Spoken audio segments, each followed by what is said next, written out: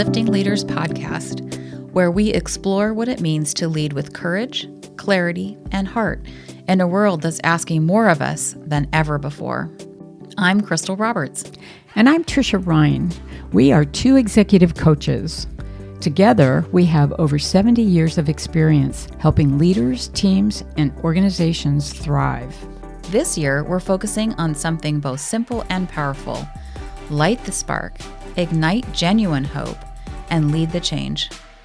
Because leadership doesn't begin with having all the answers, it begins when someone is willing to notice what's possible, to name what needs to change, and to take one brave step forward. Throughout this year, we'll be exploring the leadership capabilities that help sparks turn into sustained action and hope turn into real impact. You'll hear honest conversations with leaders, thinkers, and change makers who are navigating complexity with integrity and care. Together, we'll talk about how leaders spark possibility when others feel stuck, how genuine hope is built and sustained, especially in challenging times, and how meaningful change happens through everyday choices, not grand gestures. Whether you're leading a team, an organization, a community, or simply yourself, this year is an invitation to lead with intention, to stay human, and to believe that your actions matter. So take a breath, lean in, and let's begin. Hi, Crystal. How are you? I'm great. How are you, Tricia? I'm good. I'm kind of settling into this new year we're in. It's cool. It is cool. 2026. I know. It's hard to believe. I'm still not writing it yet. I'm still writing 2025 and then making the little line to make it look like a 6. To make it 2026. Yeah. Well, we have an awesome guest with us today, and we're really excited to jump in. We're thrilled to welcome you to today's episode of Lifting Leaders podcast, where we explore the practices, mindsets, and possibilities that help leaders make a better world. And we're all leaders. Yes, we are. So today we're honored to be joined by someone whose work is transforming the way we understand one another at work and in our communities. Dr. Julie Pham, scholar, community leader, and creator of the 7 forms of respect. If you've ever wondered why two people can both value respect and still feel completely disrespected by each other, you're not alone. Julie's groundbreaking framework helps us unpack what respect really means, how differently each of us interprets it, and why those differences matter so much in building trust, belonging, and healthy relationships. Her work is deeply shaped by her own lived experience as a Vietnamese refugee and global citizen, someone who has seen firsthand how culture shapes communication, expectations, and connection. And today, she's helping leaders, teams, and entire organizations become more self-aware, more thoughtful, and more effective in how they honor and engage with one another. In this conversation, we explore all 7 forms: procedure, punctuality, information, candor, consideration, acknowledgement, and attention, and how understanding them can reduce friction, increase collaboration, and shift the way we lead. And because this is Lifting Leaders, we also talk about hope, right? Specifically, how practicing respect, even in small intentional ways, can restore our sense of hope in one another and in what's possible when we choose connection over assumption. Here's a little bit more about Julie. Dr. Julie Pham founded Curiosity Based to help people practice curiosity in the world, starting in the workplace. She wrote the #1 Amazon new release and bestseller, 7 Forms of Respect, a guide to transforming your communication and relationships at work, and gave a TEDx talk on curiosity as a practice. And I highly recommend that, actually. I watched that and I thought it was outstanding. Dr. Pham is an award-winning leader who applies her community-building experience to strengthening teams. She worked as a journalist, historian, tech industry marketer, and nonprofit executive. She got her real-life MBA by running her family's Vietnamese language newspaper during the Great Recession. She earned her PhD in history at Cambridge University as a Gates Cambridge Scholar and graduated magna cum laude from UC Berkeley, where she studied history. Go Bears. So welcome to the podcast, Julie. Thank you so much, Crystal. Thank you so much, Tricia, for inviting me. Your book highlights that respect is culturally relative and deeply shaped by lived experience. How did your personal journey as a Vietnamese refugee and global citizen shape the creation of the 7 forms of respect? And what surprises you most as you develop the framework? So growing up, I was Vietnamese at home and American at school. And I just realized from a very young age that there were just different expectations in different contexts.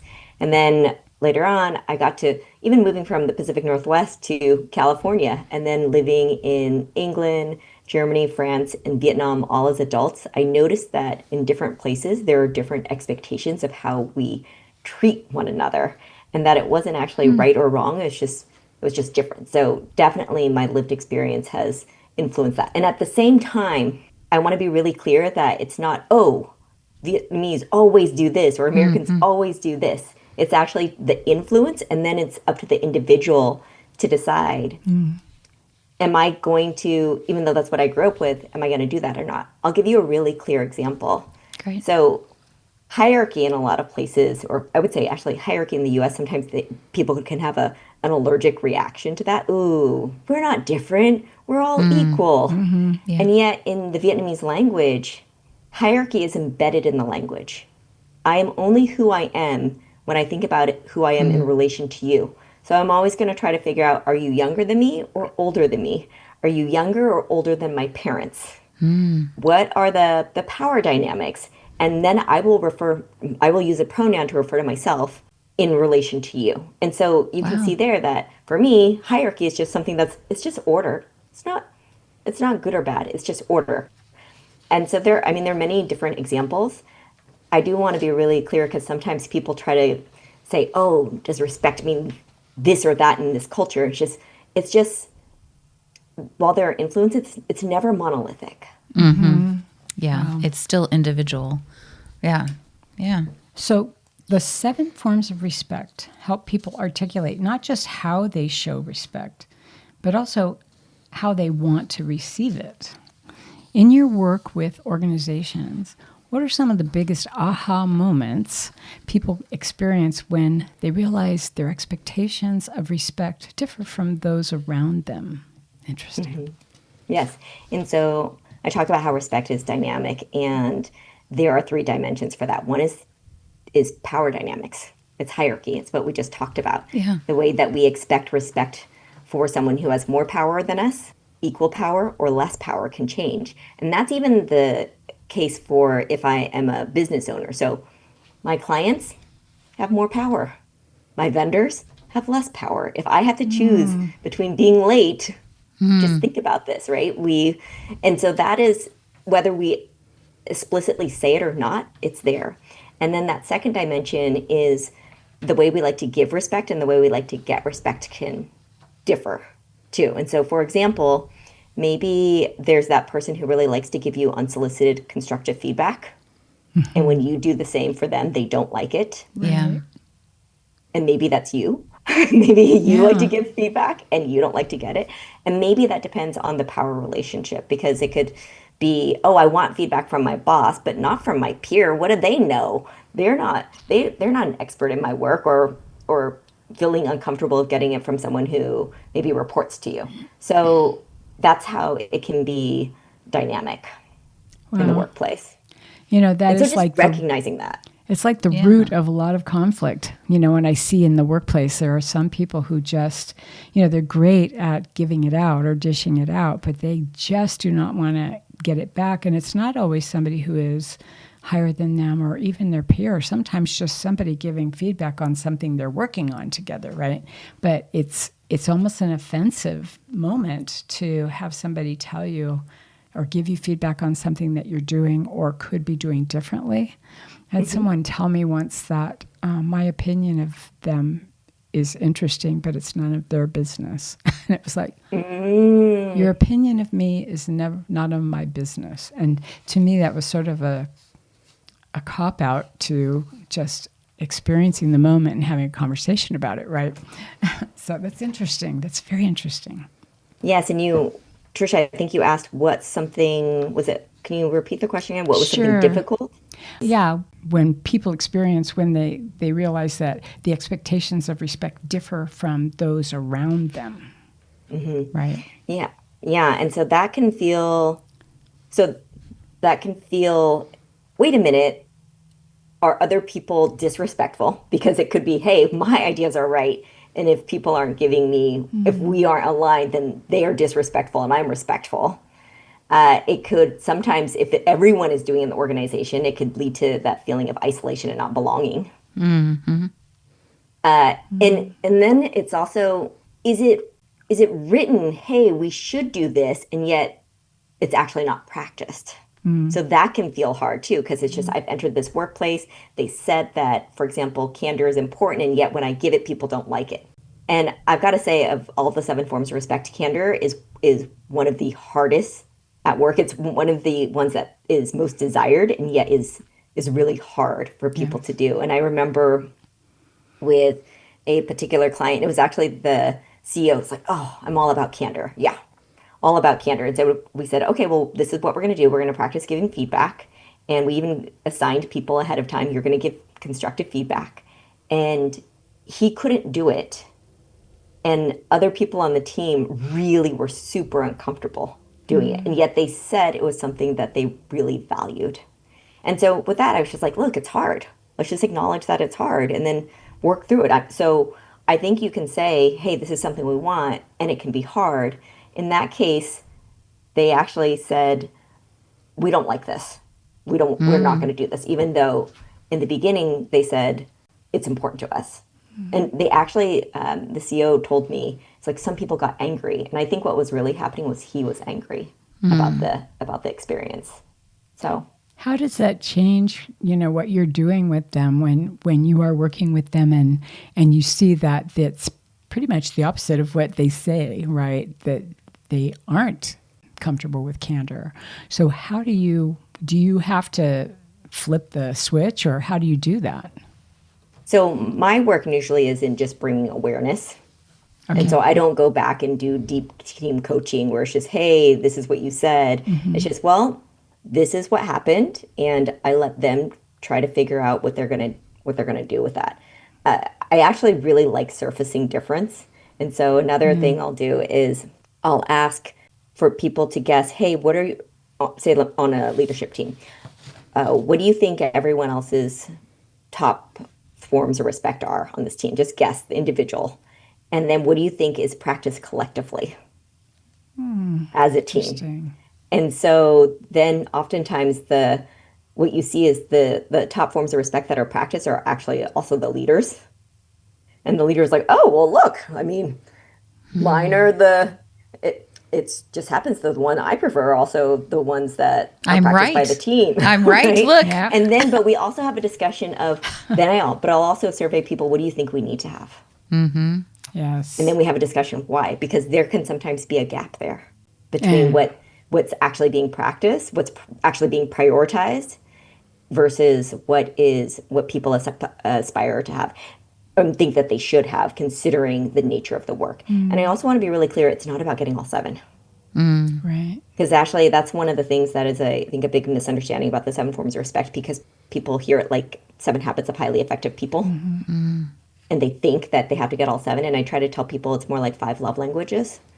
And it's actually trying to figure out and prioritize, well, these are the top 2 or 3. Right. Because they're so important to us. And even we're not going to do this all the time, but this is what we are agreeing to do. And why? And what are the consequences when we don't? So we can have some specific examples, and to also understand that it takes work. I mean, I just talked about candor. It actually takes a lot of work to do that. To have even on my own team, I remember earlier this spring, we went through okay, now we're all going to give each other constructive feedback, and people are just, and I mean, I coach people, and it's still uncomfortable, and just recognizing that all of these, it takes effort. It's hard to look in the mirror sometimes, and it's hard to have somebody show you the mirror, right? It's difficult. So when you say it takes effort, what's the effort that it's taking? So there's the effort of talking about it. And then there's the effort that it takes to make time for it. Because, we'll never find time. We have to make time. Yeah. So even for giving feedback, it's just, all right, well, let's set aside a time to focus on giving feedback. Because what you hear is, oh, let me know if you have any feedback. Crystal, how often do people actually say, oh, let me follow up with you, and here it is, right? Yeah. Right? It's actually, okay, we are at the end of this workshop. Now the next 15 minutes is let's talk about the things we're going to start, stop, and continue. We have to build that in. Yeah. We can't just end a call and say, oh, well, let's give that feedback later on.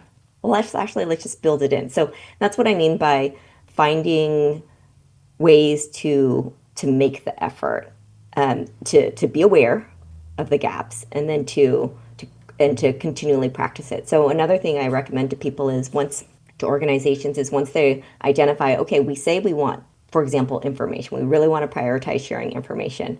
Well, then at the beginning of your team meeting for the next few months, just have a rotation of one person sharing, hey, this is where I saw a good example of it, and this is where I saw an opportunity that we could have done it.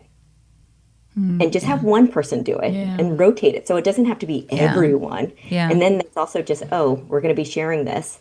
And so that's what I mean by it takes effort. Yeah. Super helpful. Yeah. So many leaders assume that they know what respect looks like, but your framework shows how multifaceted it really is. Where do you see the greatest gaps or misunderstandings between leaders and their teams? And which of the 7 forms tend to be the most overlooked or undervalued? I wouldn't say that it's about a form of respect being overlooked, but that some are just really hard. And people have different ideas of what that form means. And so the invitation is to actually have discussions of, well, what does that form mean to you? Because when developing this framework, I really tried to choose words that were neutral. So for example, information is not transparency. Because people think transparency is good. Yeah. And so that's why I intentionally said information. And this is, it's about giving access to data, to knowledge. It's that FYI. And in some organizations, we really need to have that. And in others, it's actually okay not to put everyone on the CC line. It's okay not to give everyone access to things. I mean, it kind of depends on the nature of your work. And so it's about some forms of respect, I think, are just hard because we hear the name and we take it for granted. We're like, oh, well, information is naturally good. Well, information takes work. Yeah. And also, people say they want information, but do they actually read it? I hear that all the time. Right? Yeah. And so then why are we putting all this effort into making all of this information available if people don't actually read it? So that's the question of, okay, well, what are the consequences when we don't? Another one that's really complicated, actually the one that's the most complicated of the 7 is consideration. And so when you hear the word consideration, it's like, well, I want consideration. The way we describe consideration, though, is it's interacting with someone based on what you think that they want. So a good example of that is, I'm going to surprise you. Trisha, I'm going to surprise you because I think you like that. And in the workplace, what that could mean is maybe someone comes back from a family leave and they're so stressed and like, oh my gosh, I'm super stressed. And then their managers, well, I want to assign them to this big job, but they keep talking about how stressed I am, or they keep talking about how stressed they are. So should I? With that, I want to give them what I think that they would want. So they keep talking about how stressed they are. I'm not going to put them on this assignment. And so that is the thought that counts, right? But then that person might be, well, why didn't you ask me? I wanted to be asked. Yeah. Right? But if you do it, but consideration is really based on, it's the thought that counts. The problem is usually people think if the thought was right, then it's considerate. If it was wrong, then it's not considerate. And yet, if we truly think about consideration, I was thinking about you. It's just my thought turned out to be wrong. Well, you're opening my eyes to a lot of new things. I'm thinking, gosh, I talk to people all the time about communication, and I'm a coach. And so I find this is fascinating. Yes, I do like surprises. Thank you. Right? Yeah. I think it could also be different at work and home too. I know we're going to get into that, but it can be different at work and home. I show a lot more consideration at home than I do at work. So your methodology includes a self-assessment that helps individuals identify which forms matter most to them. How can leaders use this self-awareness to build more inclusive, trusting, and psychologically safe environments, especially in diverse or high-stakes settings? So again, at the core, the book is about how do we get curious about respect. It's not, this is respect. And so even in that self-assessment, I try to tell people, this is not who you are. This is not how respectful you are. Sometimes when people take the assessment, they think, I must give, I must give, and then the more must gives I have, that means the more respectful I am. And I think of it as, no, you just might be really exhausted trying to please so many people. And it's actually trying to ask ourselves, what actually matters to me? And so this is the third dimension in what I mean by respect is dynamic. And the third dimension is what matters to you. What actually matters to you, which is different from what should matter to you. And we've all been socialized to think about what we should do to show respect, what we should expect. And so then this question is actually, what matters to me so much, I will do it no matter what. And that in the workplace, we also have to ask that question too, because I think a lot of time is spent doing nice to haves. And we think that, oh, we should do this or we should do that. But actually, what are the ones that we really have to prioritize? And as a team, we can say, while attention would be really great, the fact is we're going to multitask here. That's just the reality. So let's not pretend that we're not doing it. It's just, and instead we'll say, hey, the thing that we will put that energy into, though, is procedure, because we think that following the rules is really important. That's where we want to put our energy. This assessment, can you talk a little bit about that? So there's a quiz, and then we have this full assessment. So you can go to the website and get this free quiz, and it just asks these certain actions, and it's just, hey, what is something that you must give, could give, won't give? And then it just helps you think about, what am I a must give on CCing someone on emails? And for a lot of people, it's going to be depends.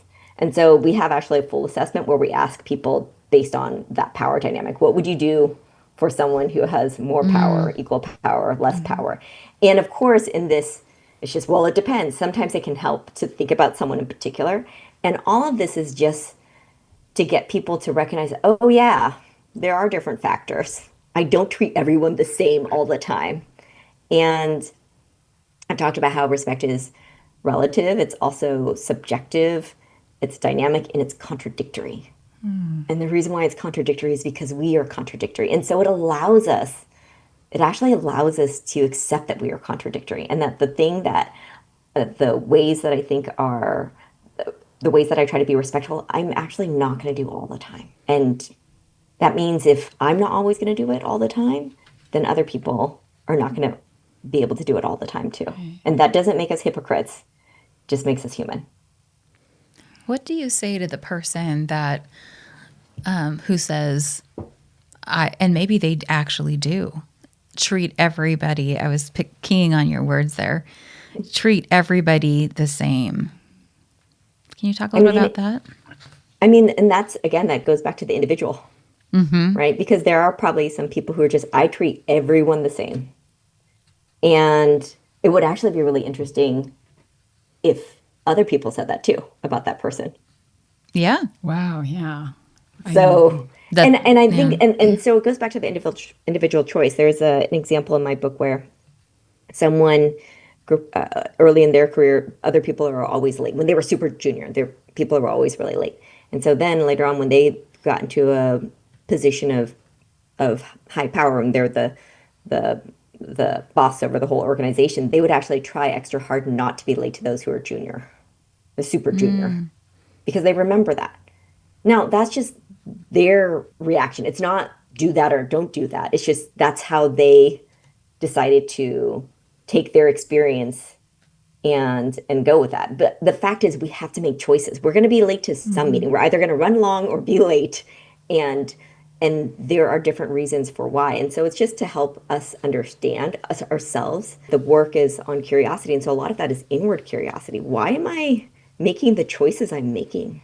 Yeah.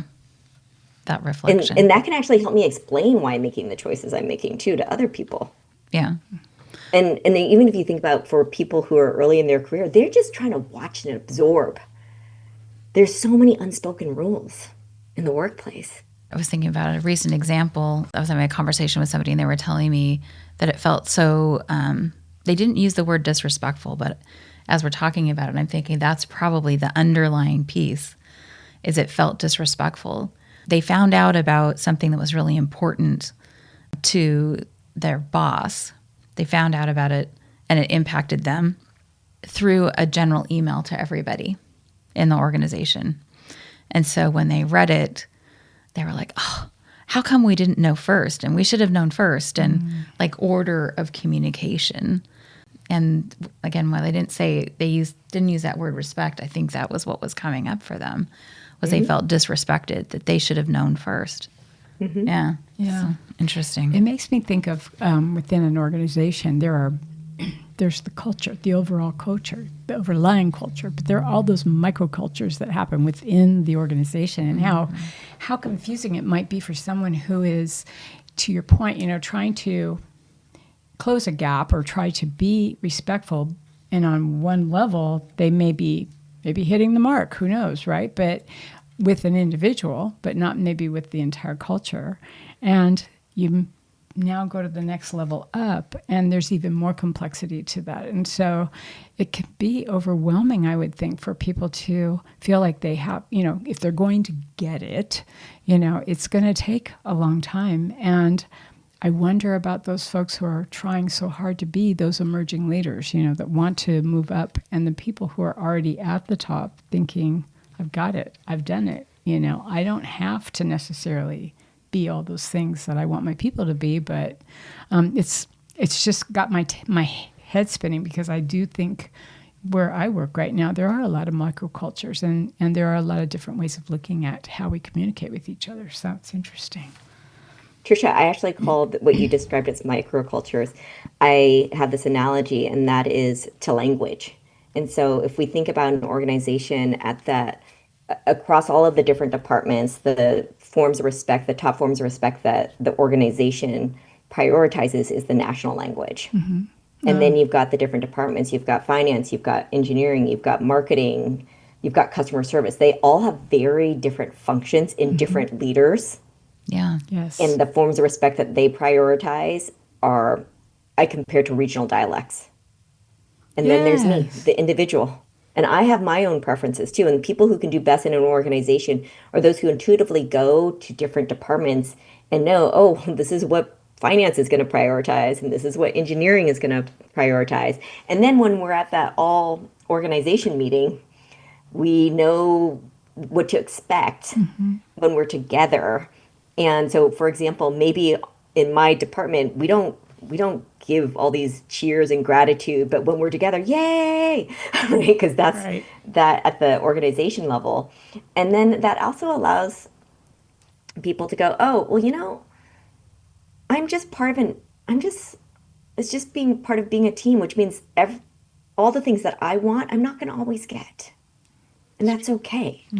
And it also, I think, frees people up to not have to be responsible for remembering, oh my gosh, Crystal wants this, Trisha wants this, and I have to remember exactly switching all the time, versus just, hey, when we're on this team, this is what we've decided to prioritize. So there's just getting curious and then getting clarity. And then sharing it, articulating it. And so that way people understand, hey, if we're going to be not sharing information with everyone, this is why. Even though I know you personally like it, but this is why we can't send you that information out beforehand or something. Yeah. It's like setting team guiding principles or something where everybody agrees to the things they're going to allow or do or be, reverent about, right? And then constantly having the conversations about, oh, well, what about with this example? What does that fall under, right? Because, Yes. Oftentimes, and here are the rules. Remember the rules? They hold them then up like once a year, let's have right? another conversation. Let's have another conversation. Yeah. I remember early on in my career when I was facilitating with groups, and I would accept that when you're creating those working guidelines, and then people would say, confidentiality, whatever. Yeah. One person speaks at a time, and treat each other with respect, and I'd write it down, and that would be it. And then we'd have all these issues. It's like, because nobody knew what it meant, right? And everybody was different. What does respect mean to you? It's pretty, I had to learn that one the hard way. So I think we've started to dip our toe into this one as well. But beyond individual growth, you also teach organizations how to integrate these concepts through workshops and learning experiences. What are some practical ways teams can embed the 7 forms of respect into their everyday culture so it moves from a concept to an actual lived practice? Getting curious about how different people want respect. And my favorite icebreaker for this is, who in your life, what experiences have influenced how you think about respect? That's cool. And that really gets me to think about, how I think about it, it's been informed by other experiences. Yeah. And if my idea has been informed by other experiences, that means other people's ideas have been informed by their own personal experiences. And so it allows for a connection, for practicing curiosity with one another.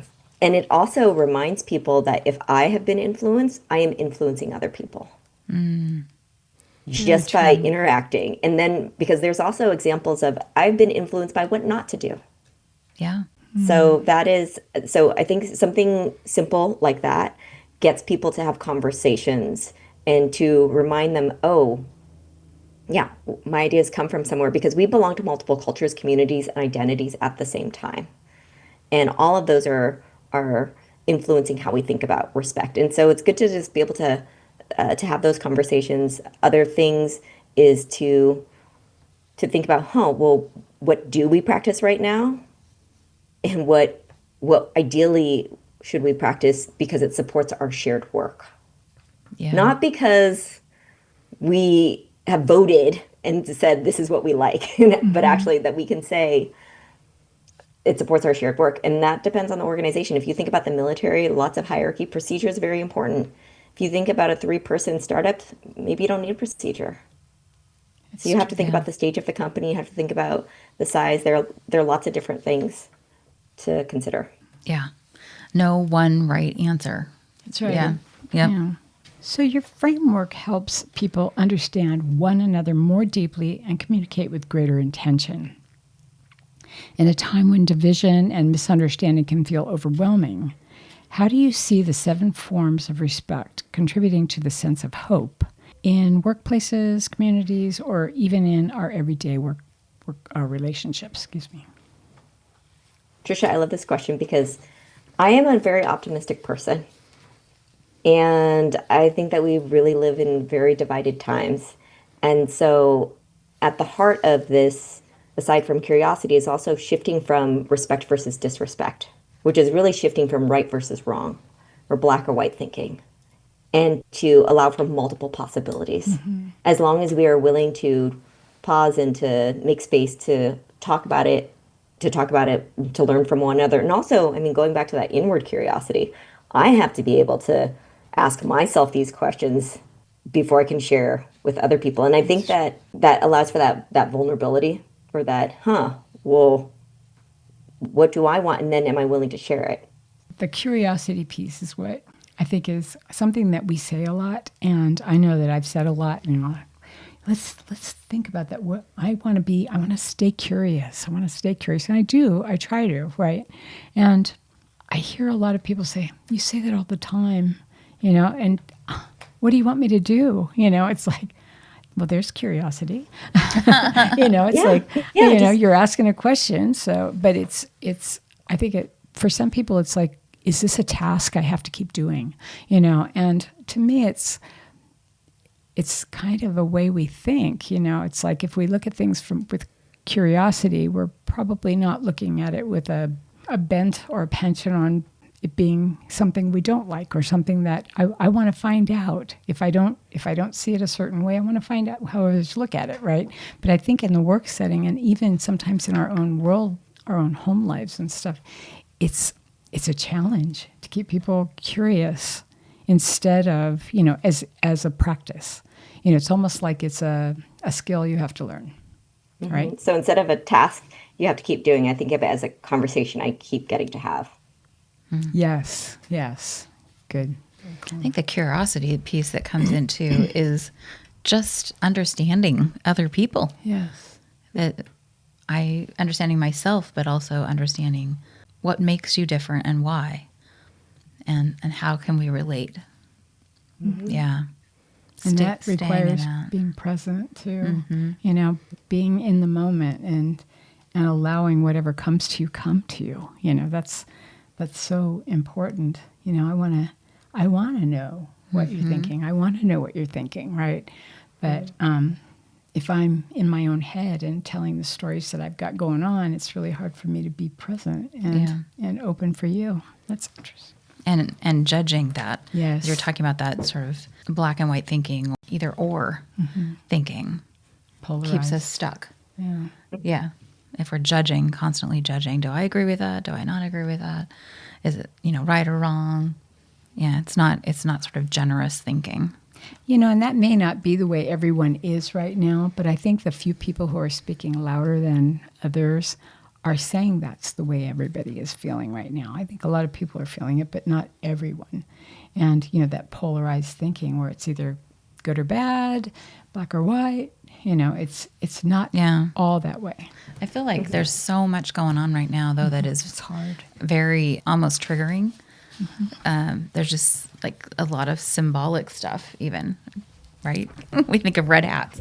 What happens? What's our reaction when we, can we sit in curiosity when we start a conversation with somebody who's wearing a red hat? I mean, there's like those, like you said, the stories, right? The stories that are coming up for us. So when you are in a room with people who are feeling that way, like where most of the people are starting to act like they're polarized a bit, right? That they're either on this side or on this side, and there is no common ground at that point except they're in the same room, right? How do you react to that, given that you have this amazing book with methods for respect or with steps for respect? How do you get people to stop and pause and listen? So I try actually from the get-go. One of the things when I open up a workshop is I'll ask people I'll even do this right now, Crystal, Trisha, raise your hand if you think you know how to be respectful. Just raise your hand if you think you know how to be respectful. Yeah. Listeners, they've both got their hands up. I don't think you know how to be respectful. I don't think it. I know you know how to be respectful. It's not about thinking. I know you know how to be respectful. Thank you. That's interesting. It's actually, though, how do we get curious about respect? And how do we try to understand what different people want? And because earlier I talked about how I compared this to 5 love languages. And my dream one day is that people will talk about forms of respect the way we talk about love languages. And I'll say, what are your forms of respect? These are mine. And what that assumes is we want to respect one another. It moves it from that respect, disrespect to, oh, we have different ideas. So let's get curious about that. And another mental model I want to share in terms of how this is not about that black or white or rigid thinking is, when I was doing my research, I asked people, well, the first research question was, how do you want to be treated? And people said, well, with respect. And I said, well, what does respect mean to you? And they would talk about the golden rule. Treat people the way you want to be treated. And so I actually have what I call the rubber band rule. So I've got a rubber band here. And so the rubber band rule is about, it actually shows we're stretchy. I want to show respect to others, so I will stretch for them, even if I'm kind of ambivalent about that, right? And so when I'm with you, Crystal, I know that you want me to read all the agendas, and I will respond right away to let you know. And I'm like, all right, but, I'll do it for you. And then when I'm with Crystal and Trisha, they really want me to CC them on everything. I actually don't like that, but I will, And then what ends up happening is I stretch and stretch and stretch, And pretty soon. and we snap and break. And so the rubber band rule is about knowing what are my breaking points? What are my breaking points? And that's going to be different for everyone. Mm-hmm. And sometimes that actually depends on the day. Right? And that's also just being aware. And it can be different at work and home. And it can be different in different settings. And so that's constantly thinking about what am I feeling here? And if I'm feeling this, then other people might also be just overstretched right now. Because sometimes we leave workplaces and it's just that place was toxic. But you actually never even articulated what you wanted. Mm-hmm. And so, yeah, so I think because the rubber band rule is also about self-respect. I have to be able to be clear about what I need for myself. It's not just about other people showing me respect. I have to be clear first. So is there ever, I'm going to keep asking weird questions, sorry. it's where I am. Is there, in your view, a crossover between what people say respect is and what people say compassion is? Because that sounded a little bit like being compassionate, knowing that others are on their own stretched, they're stretching themselves. So isn't that a form of respect? I think that all of this empathy, compassion, curiosity is all tied in with one another. They all have strands. I'm sure if I went through all Brene Brown's Atlas of feelings, the feeling wheel. No, I would be able to get all the little different nuances. But I mean, I think to have curiosity, you have to have empathy, and you have to care. You have to care. Yes. Yeah. So when you think about what you want our listeners to walk away with from this conversation, what do you hope that they walk away with? That you'll have curiosity around respect. And you allow for other people to have curiosity, to practice curiosity around respect, and that it is not black or white. How do we shift that conversation from respect versus disrespect? And how do we actually have conversations about it? And we get to have that conversation. Yeah. So what is next for you? What are you really excited about? Well, Crystal, you know a bit of this because you got to participate in some of it. And Trish, I hope that you will also participate in this too. I would love that. We have started doing the research on respect outside of work. And so this book is focused right now on respect in the workplace. And yet while I was doing the research and even since the book has come out, people have been saying, I've been applying this to my home life. And so now it's just, all right, well, what does respect look like in your home life, in your personal life? And it's looking pretty complicated. Those dimensions that I was talking about, it shifts even more. If we think it shifts at work, man, it can really shift in our personal life. And it's really about helping people identify what influences how we think about respect. So yeah, it's the work on respect outside of work. And for anyone who's interested, we're conducting focus groups. I'd love for you to get in contact with me and you can be part of research. Well, and that goes to my next question, which is, if people want to know more, how can they connect with you? Yes, so you can reach out to me over LinkedIn. That is where I am most active. You can email me at julie@curiositybased.com.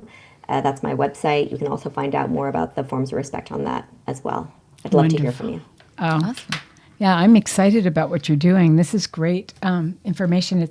It isn't just restricted to a workplace, and I'm really glad to hear that you're doing something beyond that, because we live in a world now where a lot of people aren't working, and they do have families and they have neighborhoods. We're talking about building community, and this is something that is needed. It's really important. It's really, really important work, and I think it's hopeful work.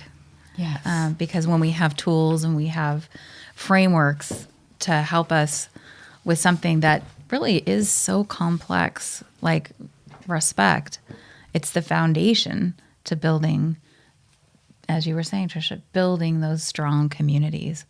So really appreciate you coming on the podcast today and sharing the lessons from your book, but also just your wisdom around this topic. I thought this was lovely. I really love this topic. We have not covered something like this before, so I'm really hoping our listeners will, give us some feedback on what they heard and what they like, and that they will go to your website and start looking at what else you have to offer. And certainly the focus groups in the future would be great. Yeah. Thank you so much. Thank you. Take care. Thank you for joining us for this rich and eye-opening conversation with Dr. Julie Pham. Julie's 7 Forms of Respect framework gives us a powerful reminder that respect isn't one size fits all. It's personal, it's cultural, and it's deeply shaped by our lived experiences. When we take the time to understand how others define respect and to articulate how we experience it ourselves, we create space for clarity, connection, and far more compassionate relationships. As always, thank you for spending part of your day with us. If you enjoyed this episode, please subscribe, share it with someone who could use a lift, and leave us a review. It truly helps this community grow. Until next time, keep learning, keep leading, and find ways every day to lift each other up. Have a fabulous week. Take care.